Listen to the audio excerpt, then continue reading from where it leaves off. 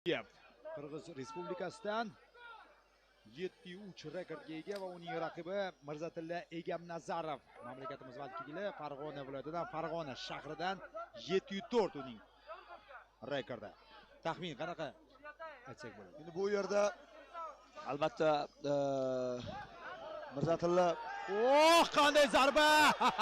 g'alaba qozonadi demoqchi edim.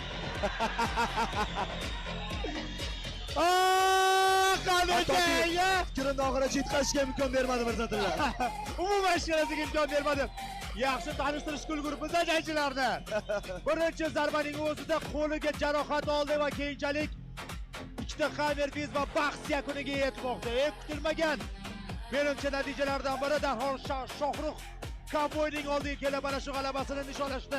Va Simkoni tajribasini hisobga olganda u yaxshiroq qarshilik ko'rsata oladi degandi, lekin bu jang, qarang, bitta zarba, bitta harakat.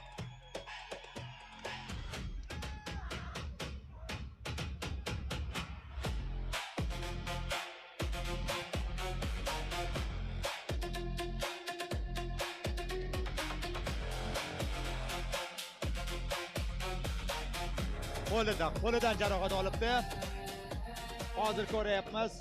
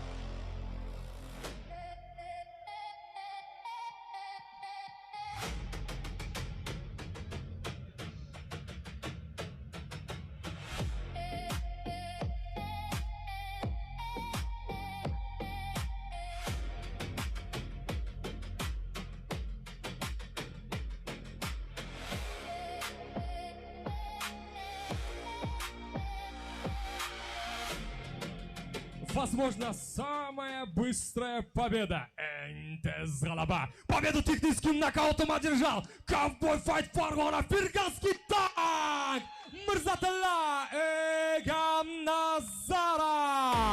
Mirzatilla Egamnazarovning qo'li baland ko'tarilmoqda. Texnik nokaut bilan dastlabki raund, dastlabki soniyalarda Mirzatilla raqibini mag'lub etdi. ketmay turasan, senga yana bitta zo'r yangilik. Mangu professional ligasidan 3 ta jang